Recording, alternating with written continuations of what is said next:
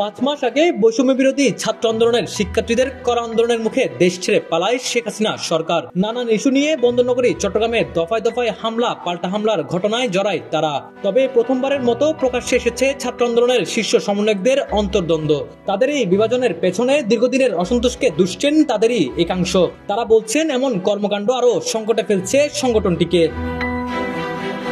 11 জানুয়ারি সন্ধ্যা নগরের ওয়াসার মোড়ে ছাত্র আন্দোলনের এক বৈঠকে ঘটে অনাকাঙ্ক্ষিত ঘটনা। আলোচনায় অংশ নিতে উপস্থিত হন ছাত্র আন্দোলনের মুখ্য সংগঠক আব্দুল হান্নান মাসুদ, কেন্দ্রীয় নির্বাহী কমিটির সদস্য রাসেল আহমেদ সহ অন্যান্য সমন্বয়করা। কিন্তু কিছুক্ষণের মধ্যেই সে মিটিংয়ে হামলা চালায় ছাত্রলীগ সমর্থিত সাদিক আরমানের নেতৃত্বাধীন ডট গ্যাং।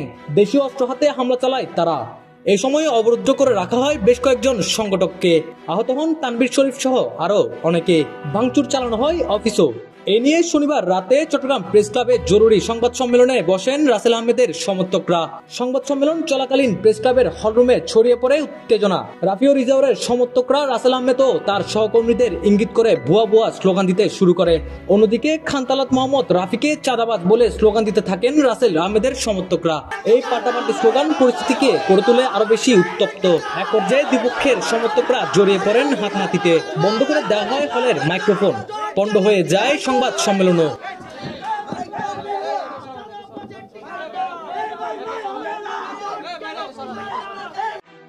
এদিকে আজ রোববার বিকেলে চট্টগ্রাম প্রেস ক্লাবে এক মানববন্ধন করেন ছাত্র আন্দোলনের নেতাকর্মীদের একাংশ। তাদের দাবি, রাফি ও রিজাউর ছাত্র আন্দোলনের নাম ব্যবহার করে কাজ করছেন চাঁদাবাজি ও ব্যক্তি স্বার্থে। রাফির বিরুদ্ধে অভিযোগ উঠে নারী সহকর্মীদের সাইবার বুলিং করারও। খানতালাত মাহমুদ রাফি এই বিশৃঙ্খল পরিবেশ সৃষ্টির জন্য জনসম্মুখে এসে ক্ষমা চাইবে। আমাকে বিভিন্নভাবে সোশ্যাল মিডিয়াতে সাইবার বুলিং করেছে এবং বিভিন্ন প্রোগ্রামগুলোতেও তারা এই কাজগুলো চলমান রেখেছিল। আহতদেরকে নিয়ে যে চেতনা ব্যবসা করার চেষ্টা করা হচ্ছে, এই চেতনা ব্যবসা যাতে খুব দ্রুত সময়ে বন্ধ হয় এবং গতকালকে আহতদেরকে ব্যবহার করে যে ব্যবসা করার চেষ্টা করা হয়েছে এর তীব্র নিন্দা জানাই। শীর্ষ সমন্বয়কদের এমন অস্থিরতায় অনিশ্চিত হয়ে পড়েছে চট্টগ্রাম ছাত্র আন্দোলনের ভবিষ্যৎ। এতে আইন শৃঙ্খলা বাহিনী কি ভূমিকা পালন করবে, তাদের ঐক্য আর ফিরবে কিনা তা নিয়ে উঠছে নানান প্রশ্ন। News desk, Chittagong 24, Chittagong.